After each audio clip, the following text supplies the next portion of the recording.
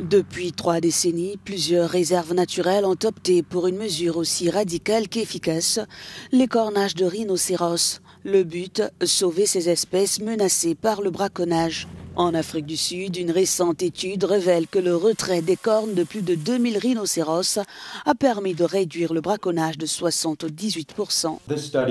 Cette étude repose sur 7 années de données qui ont servi de base à nos conclusions. Nous avons analysé l'impact de l'écornage dans 8 réserves différentes, chacune appliquant cette mesure à des moments distincts. Cela nous a offert plusieurs expériences naturelles permettant d'évaluer son efficacité.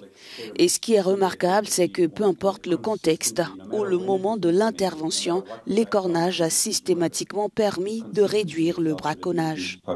Les cornes ne sont pas seulement des cibles pour les braconniers, elles jouent aussi un rôle important dans le comportement naturel des rhinocéros. Elles servent à se défendre et à établir un territoire. Enlever leurs cornes, quels en sont réellement les effets? Y a-t-il des conséquences sociales, un impact sur leur manière de se nourrir? Nous n'en sommes pas certains. Mais ce que nous avons pu observer, c'est qu'au moins chez les rhinocéros noirs, l'écornage modifie leur comportement. Ils ont tendance à restreindre leurs déplacements et à se replier dans des zones plus limitées.